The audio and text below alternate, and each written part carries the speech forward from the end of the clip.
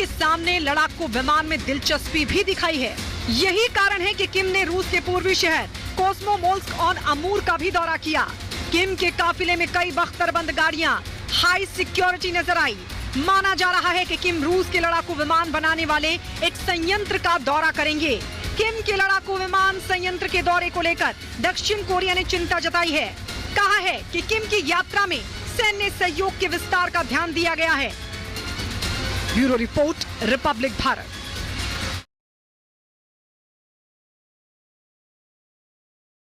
जी hello. जी जी आवाज आ रही है जी। पूछे जल्दी से। नहीं, मैं ये कह रहा हूं कि कल आपने कहा कि ये जो आने वाला चुनाव है मध्य प्रदेश में, और शायद आपका इशारा 2024 पे भी था, तो सबसे बड़ी बात आपने ये कही, आपने कहा स्वामी जी कि आने वाला चुनाव धर्म और अधर्म के बीच में है। तो आपने ऐसा क्यों कहा?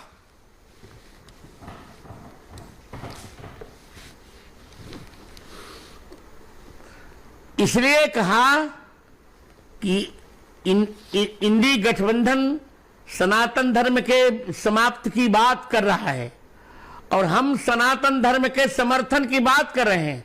नरेंद्र मोदी जी ने सनातन धर्म के समर्थन की बात की।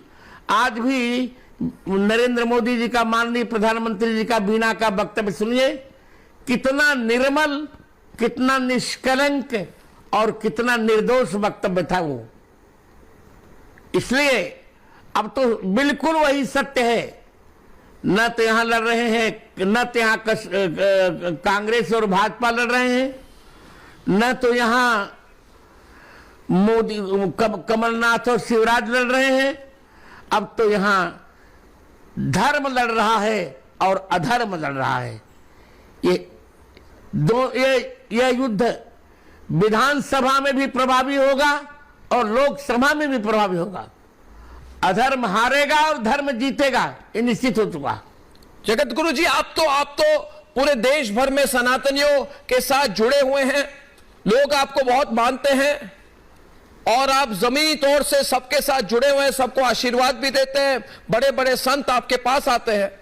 तो क्या आपको लगता है इसमें स्ट्रेटेजी क्या है? इस देश की आबादी 80% से ज्यादा हिंदुओं की है, तो मुझे समझ में एक बात नहीं आती है जगत गुरु जी, कोई जिस देश में 80% से ज्यादा आबादी हिंदू है, उस देश में कोई राजनीतिक पार्टी ये कहे या कोई राजनीतिक दल, कोई अलायंस, इंडी गठबंधन ये कहे कि सनातन धर्म कोई हम खंड खंड कर देंगे, उसके बाद वो राजनीति करने की सोच भी कैसे सकते हैं? ये कैसी मानसिकता है?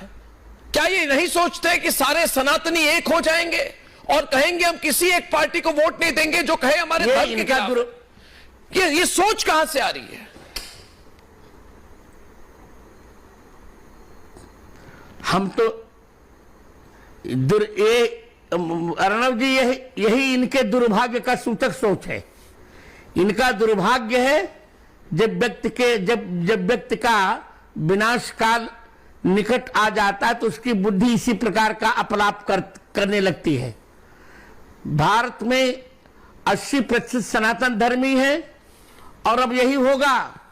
अब तो सनातन धर्मी निश्चित करेगा कि वह उन्हीं को वोट देगा जो सनातन धर्म का समर्थन करेंगे। जो राम कृष्ण की बात करेगा वह भारत पर राज्य करेगा। अर्णव जी, का तूफान उठा, रेगिस्तान में इतनी बारिश हुई जिसमें समंदर किनारे बसे शहर का बहुत बड़ा हिस्सा इमारतों समेत समंदर में समा गया।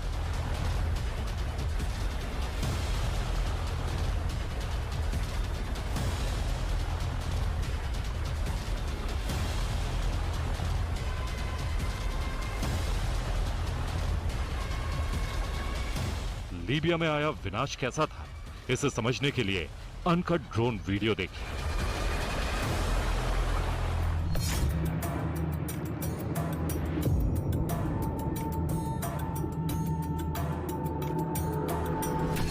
इस सिर्फ 1 मिनट 35 सेकंड के ड्रोन वीडियो में डरना नदी की पूरी घाटी दिख रही है। वो घाटी जहां से आए सैलाब ने तिनके की तरह 2 बड़े बांध तोड़ दिए।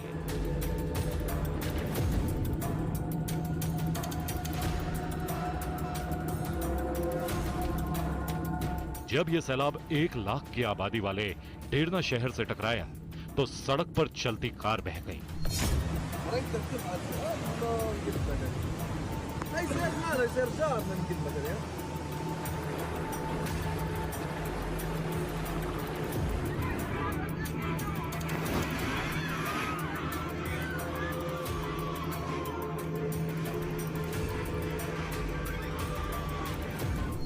शहर की इमारतों से नींव उखड़ गई, हजारों इंसान बहकर समंदर में समा गए।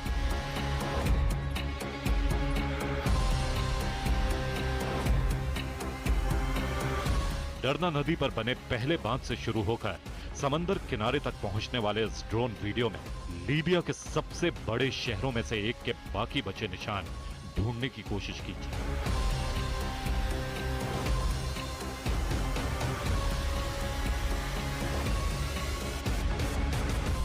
हाल यह है कि कोई नहीं जानता कि भूमध्य सागर के किनारे बसे लीबिया के डरना शहर में कितनी तबाही हुई है।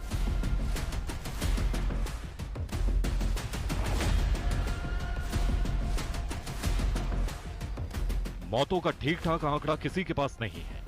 गायब हुए लोगों की गिनती की जा रही है, उसी से मरने वालों का अंदाजा लगाया जा रहा है। डरना शहर के कम से कम 12,000 लोग लापता हैं।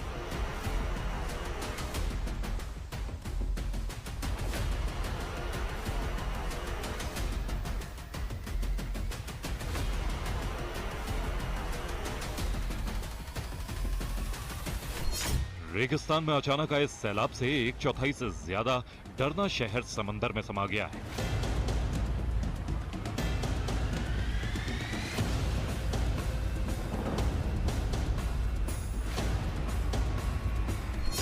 बांधों को धराशायी करता हुआ सैलाब जहां से गुजरा वहां अब कुछ बचा है तो वो है सपाट मैदान।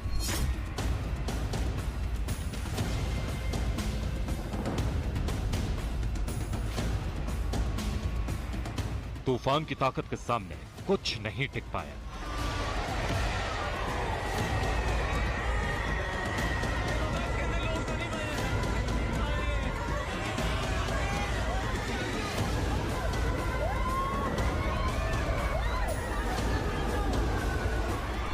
डरना शहर से आ रही तस्वीरें विचलित कर देने वाली हैं। इनमें से कई तस्वीरें तो ऐसी हैं जिन्हें हम टीवी पर दिखा भी नहीं सकते।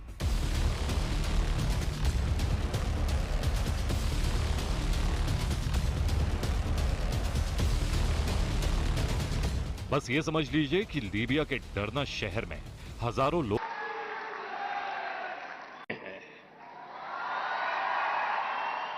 याद करिए दोस्तों, इस सिविल अस्पताल में क्या हुआ था। यह अस्पताल इंसान को जिंदगी देता है और राक्षसों ने, मैं जब यहां मुख्यमंत्री था, इसी सिविल अस्पताल में बम धमाके किए थे और निर्दोष लोगों को मौत के घाट उतार दिया था। याद है कि नहीं है? सीमा के उस पार से आतंक होता था। क्या उस समय दिल्ली में बैठे हुए लोगों का दायित्व नहीं था कि हिसाब चुकता करे? भाइयों बहनों, ऐसे ऐसे चीजें मेरे दिल में पड़ी हुई है। और मैंने उस दिन भी कहा था, पुलवामा के बाद मैंने पब्लिकली कहा था कि जो आग देशवासियों के दिल में है वो आग मेरे दिल में भी है।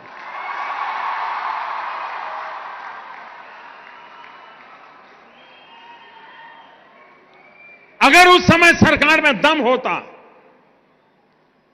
तो अहमदाबाद की सिविल अस्पताल में निर्दोषों की जान लेने वालों को वहां जाकर के भी हिसाब चुकता कर देते भाई। मुंबई में 26/11 हुआ, निर्दोष लोगों को मौत के घाट उतार दिया गया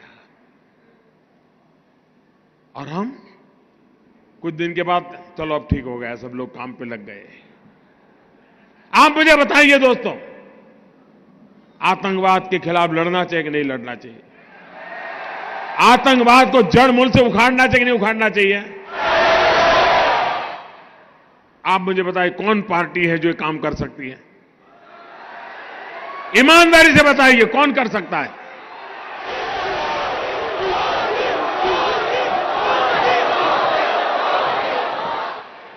हम एक तरफ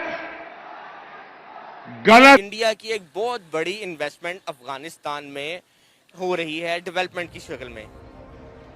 6 सितंबर से पाकिस्तान के इस इलाके में तालिबानियों के हमले अचानक से तेज हो गए और महज 3 दिन के अंदर पाकिस्तानी फौज बेदम हो गई और 1-2 नहीं बल्कि कई चौकियों और पोस्ट पर तालिबानियों ने कब्जा कर लिया। दर्जनों पाकिस्तानी फौजी मार दिए गए और कितने बंधक बना लिए गए, इसका फिलहाल कोई हिसाब नहीं है। कोई कसूर नहीं है इन फौजी एहलकारों का जिनकी जानें जा रही हैं। कसूर है ऐसे लोगों का जिन्होंने फैसिलिटेट किया कि टीटीपी हमारे भाई हैं और यहाँ आके बैठे। मैं तो कहता हूँ एहतसाब होना चाहिए जनरल बाजवा का, जनरल फैज का, जिन्होंने वहाँ जाकर चाय पी, जिन्होंने इनको दावत दी, रीसेटलमेंट की बातें की और उनके लिए नरम गोशा रखा। आज वो पाकिस्तान के हर खित्ते को बारूद से उड़ाने का प्लान करते हैं और उनका मुतालबा क्या है? ये इस्लामी रियासत नहीं है। आप लोग दिन रात हमें इस्लाम बेचते हैं, दिन रात हमें बताते हैं कि हमारी हुकूमत जो है वो इस्लाम के असूलों पे कायम है, लेकिन टीटीपी आपके इस्लाम को नहीं मानती और वो आपको एक्सटर्मिनेट करना चाहते हैं। आप फिर भी तालिबान सिंपथाइजर हैं। पाकिस्तान के नक्शे से समझिए, यह है पाकिस्तान की वो चित्राल और कैलाश घाटी जहां तालिबानियों का कब्जा हो गया है। तालिबानी अफगानिस्तान बॉर्डर से करीब 40 किलोमीटर अंदर तक पाकिस्तान में घुस आए हैं। पश्चिमी छोर पर तालिबानियों का आतंक है तो पूर्वी छोर पर पीओके का गिलगित बाल्टिस्तान इलाका है जहां पर भारत में शामिल होने का जबरदस्त आंदोलन चल रहा है। यानी पाकिस्तान की गर्दन अब 2 तरफ से दबोच ली गई है और ये सिलसिला अब से नहीं कई सालों से है, लेकिन अब जो है टीटीपी के अटैक बहुत ज्यादा हो गए हैं। पाक आर्मी का ये कहना है कि अफगान तालिबान जो है टीटीपी को सपोर्ट कर रहे हैं, वहां पर उनको जो अड्डे दिए हुए हैं और वो पाकिस्तान में